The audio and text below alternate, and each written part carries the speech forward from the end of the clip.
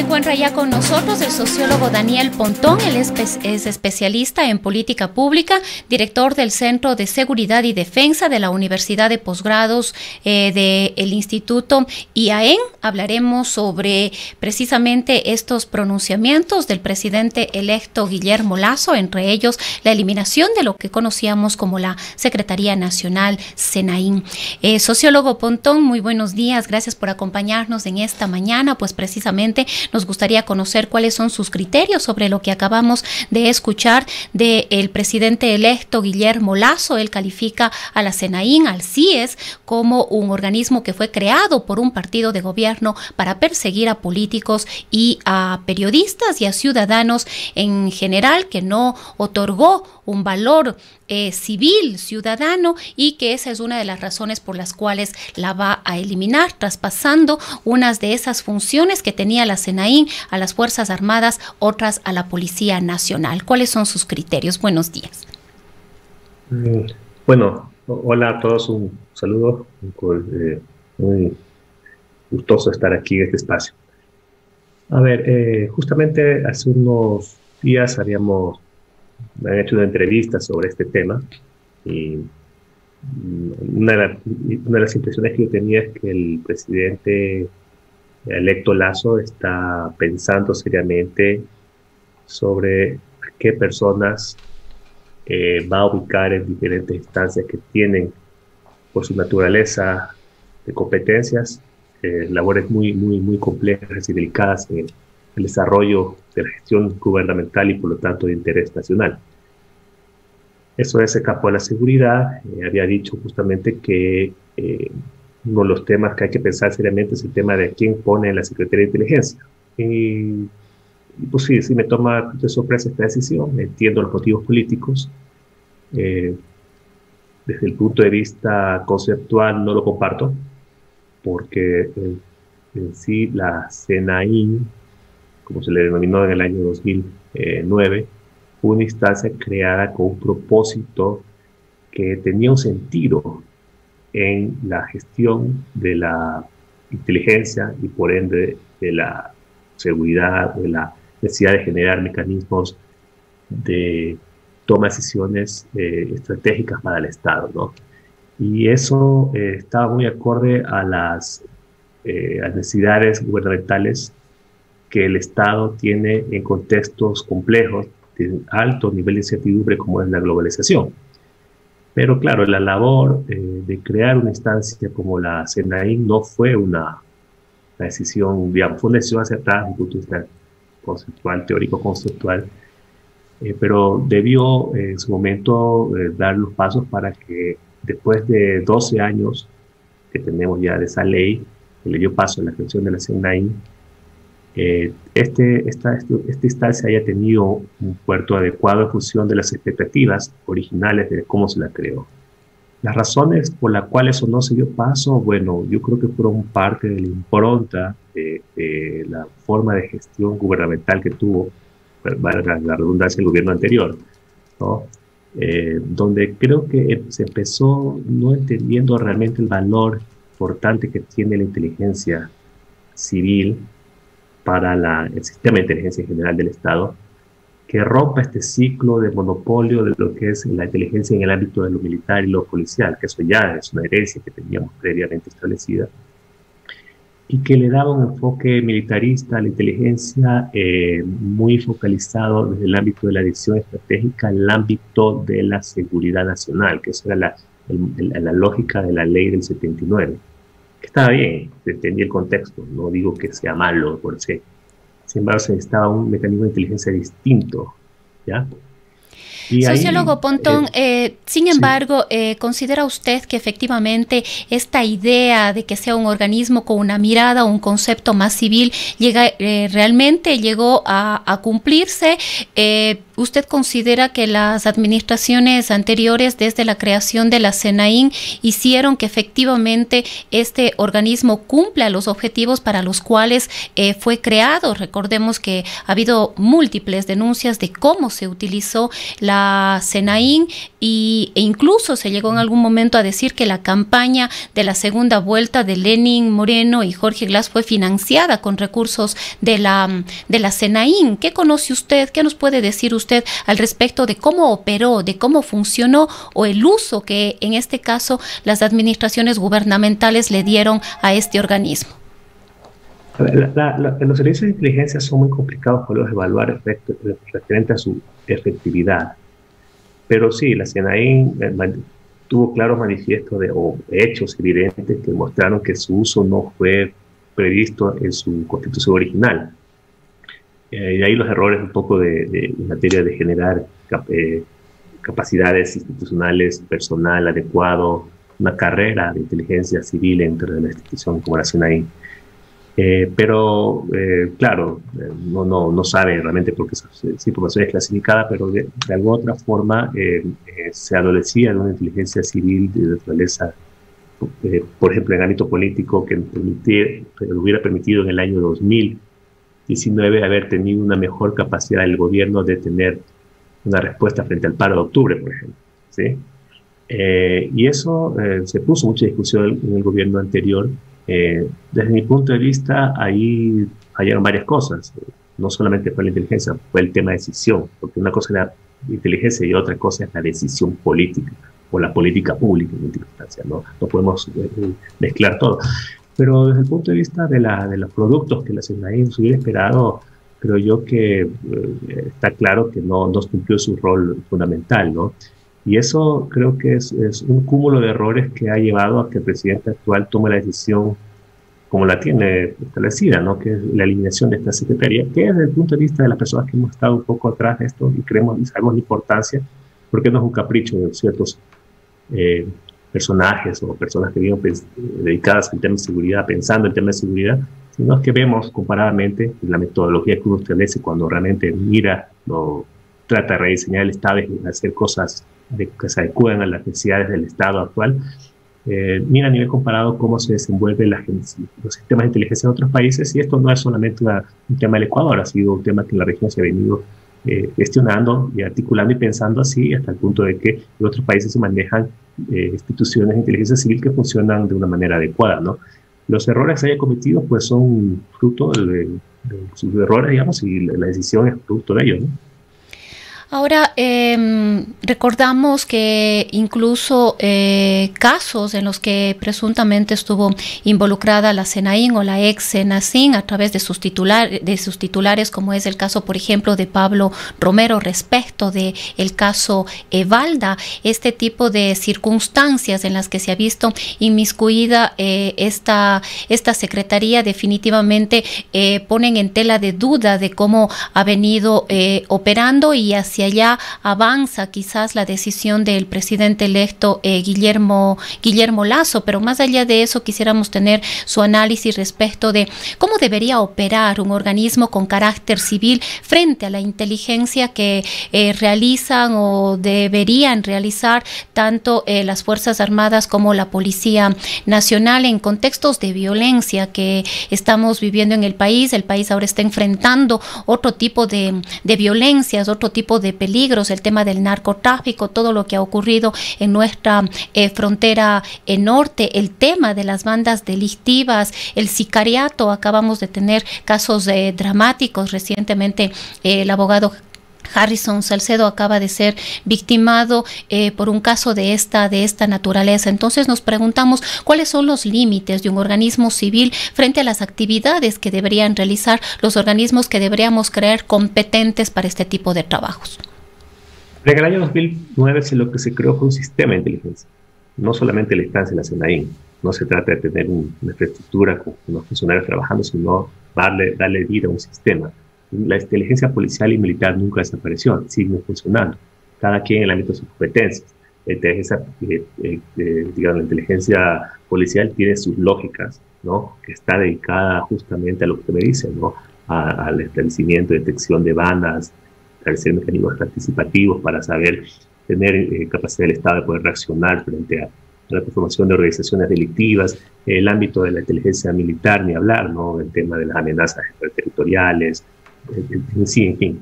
Eh, el complemento de la inteligencia civil básicamente tendría que ver en ir un poco más allá del ámbito de lo que son las inercias propias del mundo militar y policial. Es decir, un Estado que tenga una capacidad de toma de sumo para tomar decisiones, que enfrente una serie de ámbitos que realmente las instituciones como la policía no cubrían. Por ejemplo, el tema de la inteligencia económica es clave, ¿no? Yo siempre digo, el tema del problema del gobierno anterior económico, más allá del múltiples problemas que tuvo, fue básicamente que nunca preveyeron la caída del precio del petróleo. Ellos hicieron todos sus escenarios económicos en función de que el precio del petróleo se iba a mantener arriba y nunca entendieron las dimensiones que en su momento el tema de la extracción del petróleo por el mecanismo del esquisto, tengo entendido, generó la caída del precio del petróleo y eso generó un problema económico muy fuerte al gobierno anterior, que el mismo presidente lo reconoció.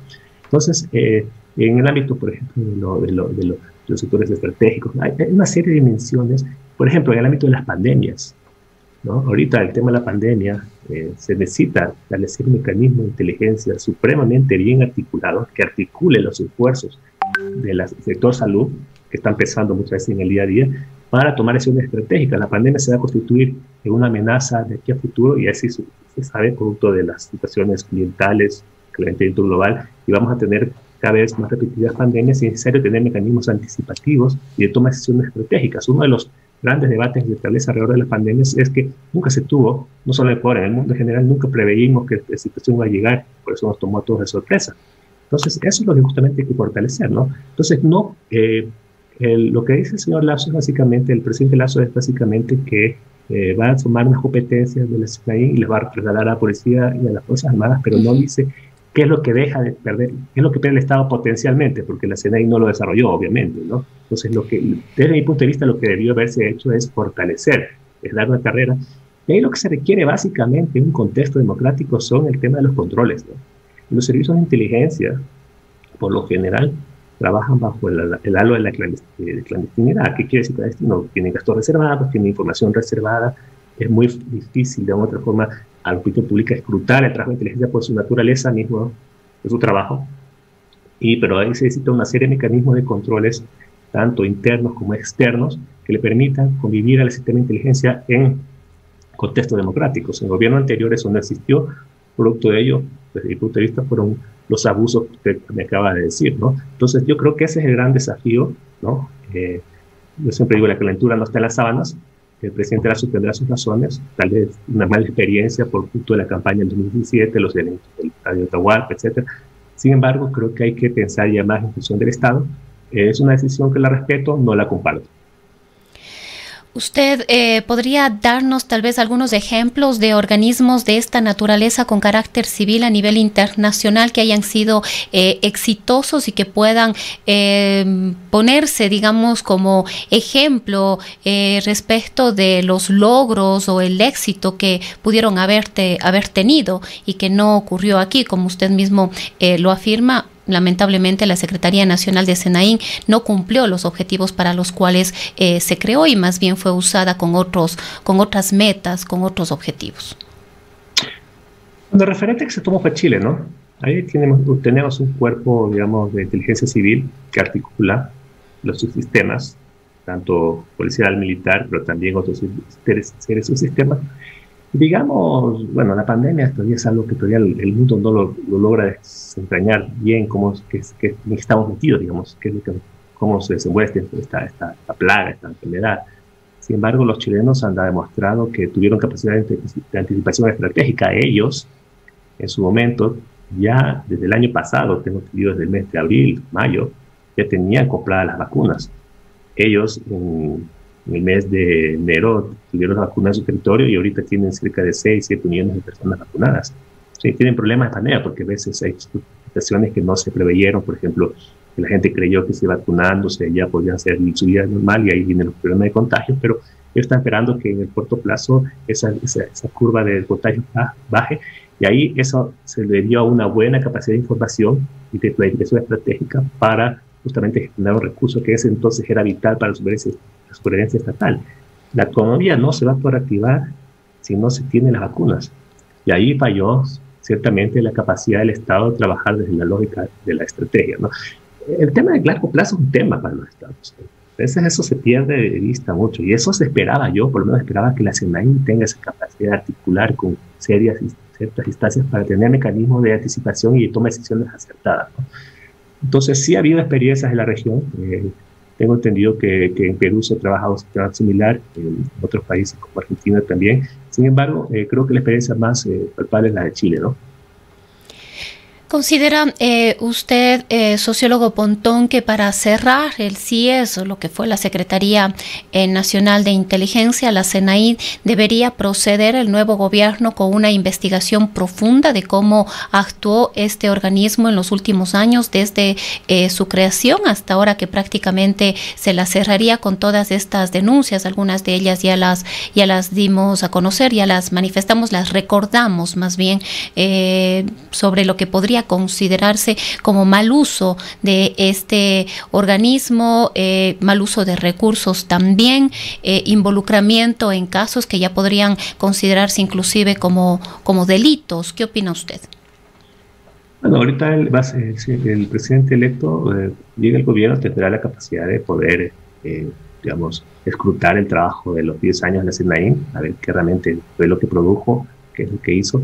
Obviamente muchas situaciones clasificadas, ojo, eso es un tema que es legal, no es tampoco que se puede salir a la luz pública porque hay un procedimiento, ¿no? Hay todo un procedimiento para desclasificar información, mucha de esa información sensible, pero en todo caso tiene que dar cuenta de su trabajo, sin lugar a dudas, sobre todo en el uso de un tema que fue polémico, ¿no? No nos olvidemos que hubo un presidente, vicepresidente destituido por el tema de uso de fondos reservados, ¿no?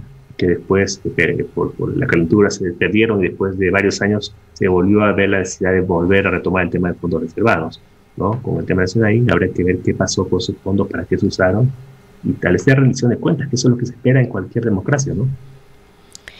Avanzando en otros temas, en otros planteamientos y propuestas del presidente Guillermo Lasso, y que además genera preocupaciones en ciertos sectores, en muchos sectores de la población, y tiene que ver con la idea de que este nuevo gobierno va a avanzar en materia de privatizaciones, de establecer una política pública distinta. Ya acaba de anunciar la venta del Banco del Pacífico. Claro que no podemos comparar el Banco del Pacífico con un sector estratégico, con el tema de la salud, o las posibilidades de privatizar el Instituto Ecuatoriano de Seguridad Social. ¿Cuál es el análisis o la lectura que tiene usted sobre la política que podría implementar el presidente Lasso respecto de estos temas? Yo creo que el Estado tiene que hacer las cosas que debe hacer y las cosas que no debe hacer. O sea, yo no sé qué hace el Estado metiendo un banco que en su momento fue privado, que es un buen banco, gracias a Dios. Es un buen banco que se administra bien, pero el Estado tiene que establecer eso del ámbito privado, ¿no? Yo estoy de acuerdo, o sea, yo creo que el banco privado tiene que ser privado, pero ahí se necesita transparencia en la licitud de la compra del banco. Aparte hay un problema económico sustancial en el país, que debe ser de alguna otra forma ayudado por la venta de activos, yo no podría. Hay otras actividades que pueden ser del Estado, por ejemplo, el tema de las empresas públicas. Teníamos el Estado haciendo uniformes de la policía, por ejemplo. ¿Por qué tiene que ser una empresa estatal haciendo uniforme de la policía cuando eso lo puede hacer el sector privado? O una alianza pública-privada. Bueno, hay serios mecanismos que se trastocaron y hicieron que muchas veces las empresas del Estado sean verdaderos, unas máquinas de perder dinero, ¿no? También, yo no estoy de acuerdo con que una empresa pública con TAME estacional tenga a cargo las aerolíneas, porque una mala administración, vinieron de mala administración, y al final tuvieron pérdidas económicas sustanciales, que lo puede hacer asumir el sector privado. O sea, yo no creo que eso el Estado deba meterse en todo, ¿no? Eso yo nunca estaría de acuerdo con ese tipo de cosas. No obstante, hay cosas que son muy mala idea, ¿no? Yo creo que la pandemia mucho ha demostrado que privatizar el sector salud, o el sector salud en manos privadas, es una muy mala idea para gestionar un tema que es tan valorado, en este caso, que es la salud pública, ¿no? Entonces, ahí yo creo que esos son temas que va a tener su límite natural por las mismas enseñanzas que las condiciones actuales nos enseñan, y también porque obviamente los mecanismos de gestión de gobernabilidad que tiene el presidente Lasso son limitados, ¿no? Él no tiene una mayoría en la Asamblea, va a tener una fuerte oposición sobre ciertos sectores, sobre todo en el ámbito de los sectores estratégicos, que es un tema siempre polémico, ¿no? Habrá que ver si eso tiene la capacidad de moverse, genere maniobra política en esos contextos, ¿no? Pero lo que tiene que hacer primero, sobre el tema del banco, quién sabe, el CNT, etcétera, eso puede manejarlo el sector privado y el Estado, sin perder la competencia o el monopolio, digamos, accionario, tener algún tipo de participación que le permita tener réditos, pero el manejo, en el ámbito privado a veces el manejo de la gestión es más eficiente y así se ha comprobado, ¿no? Bueno, quizás podríamos decir que una de las consecuencias de las privatizaciones es precisamente responsabilizarle al sector público de ser ineficiente, pero quizás ahí debería procurarse eficiencia en el sector público. Vemos lo que pasó con TAME y otros espacios. El gobierno de Moreno empezó ya a hablar de la monetización de activos, se ha empezado a hablar de las concesiones, entre concesión y privatización, precisamente en los sectores estratégicos es como usted mismo manifiesta donde va a generarse mayor polémica, pero lo que debemos entender quizás de lo que usted nos comenta es que hay espacios y áreas que sí se debería pensar en pasarles a manos privadas y otras no. ¿En qué deberíamos pensar? ¿Cuáles serían, digamos, los elementos que le lleven al gobierno a tomar la decisión de hacerlo o no? Lo que pasa es que el Estado no puede meterse en todo, eso es mi reflexión. O sea, el Estado puede tener empresas inmobiliarias, como su momento pensaba, que es, empresas de seguridad, de seguros, privada, de seguros, etcétera. Hay ámbitos que lo puede hacer el sector privado y lo haría mejor. Estoy de acuerdo con eso. Yo soy en ese sentido eminentemente pragmático. El tema de sectores estratégicos es más complejo, porque ahí en los sectores estratégicos hay una, digamos, es el recurso, el bien administrado por el Estado, es soberano, inclusive el tema del manejo, que el Estado puede hacer concesiones, pero ciertamente esas concesiones yo creo que habría que hacer una valoración de qué es lo que le conviene al Estado, ¿no? En general de costo-beneficio. La idea es que el Estado pueda de su explotación de recursos estratégicos, estoy hablando en el ámbito de los petróleos, las hidroeléctricas, de las hidroeléctricas, de comunicaciones, la mejor capacidad de generar ingresos, porque ahorita el problema básicamente económico que tiene el país es de ingresos, ¿no? Y así lo ha sabido decir el presidente electo, que básicamente el problema ahorita para poder solventar ese problema de ingresos, más que de recorte del gasto público en sí, es de alguna otra forma cómo gestionamos esto. La discusión sobre si el sector privado es más eficiente o no habría que relativizarlo, porque el problema del sector privado es que ingresa a un área de explotación de recursos estratégicos bajo la lógica del lucro. Ahí en la negociación se establecerá qué es lo que más le conviene al Estado en general, ¿no?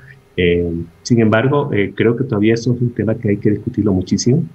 Desde mi punto de vista va a generar mucho conflicto a nivel político. No sé si tenga la capacidad de maniobra a nivel de asamblea para poderlo gestionar. Pero todavía en el ámbito de donde él tiene su capacidad de maniobra y donde podría haber un acuerdo, por lo menos en el ámbito de lo político, es en la venta de este tipo de activos como por ejemplo TAME o el Banco del Pacífico, que son áreas que el Estado no debe estar presente, ¿no? Bien, queremos agradecer al sociólogo Daniel Pontón, él es especialista en política pública, director del Centro de Seguridad y Defensa de la Universidad de Posgrado del IAEN.